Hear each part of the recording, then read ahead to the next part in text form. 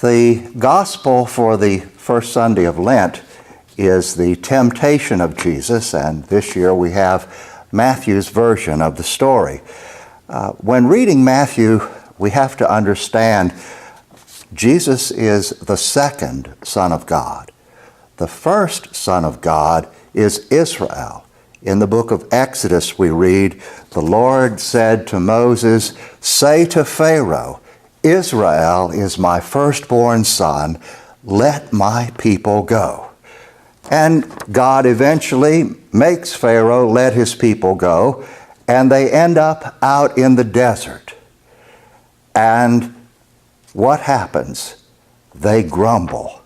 There's not enough food. There's nothing to eat. And eventually, God will feed them with manna from heaven. Now, Jesus, the second Son of God, is in the desert, and the first temptation is, if you are really the Son of God, command that these stones become bread. But Jesus quotes Scripture, quotes Moses, "It is not by bread alone that we live, but by every word that comes from the mouth of God." So the first Son of God messes up in the desert, sins in the desert, but the second Son of God gets it right. Then the next temptation occurs on the temple. And the temptation is to see if God will really save you.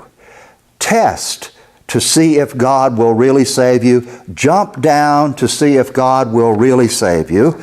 And Jesus again responds from Scripture, "You shall not put the Lord your God to the test." And the rest of that verse is, "As you did at Massah in the desert." Massah is the Hebrew word that means place of testing. That's where Israel said, the first Son of God said, "Can God really give us water in this wilderness?" And eventually Moses struck the rock and water came from the rock, and God supplied the people with water in the wilderness, even though they had tested him. But Jesus, the perfect Son of God, refuses to test the Lord.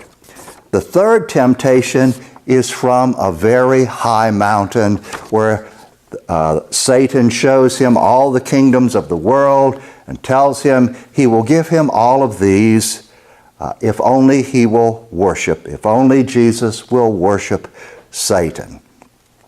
Matthew loves mountains. The third climactic temptation occurs on a mountain here. Luke puts it on the temple, but Matthew saves this one for last. And in Matthew, only in Matthew, are we going to have the Sermon on the Mount. And in Matthew, when Jesus appears to the 12, the only apparition Matthew gives us is the apparition on the mountain in Galilee.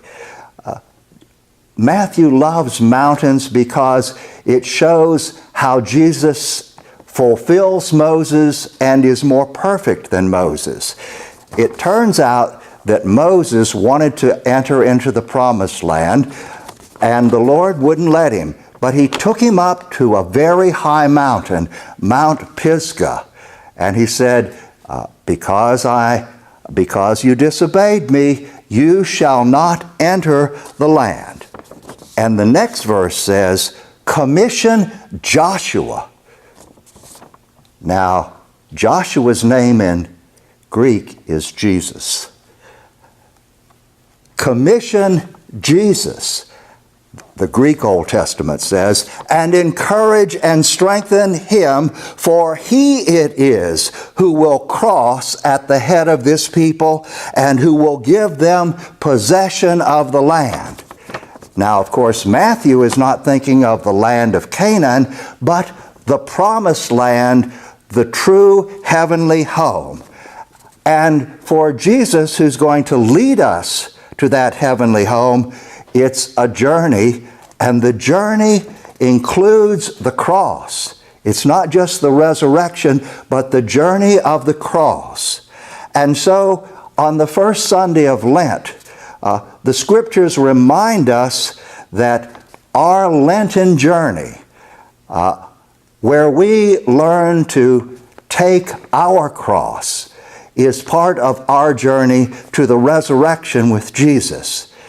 The Catholic teaching, the Christian teaching, is not that Jesus bore the cross so that we wouldn't have to. The Christian teaching is Jesus bore the cross to teach us how to bear ours. Whoever would be my disciple, let that person pick up their cross and follow me. So these are the thoughts I share with you for the first Sunday of Lent.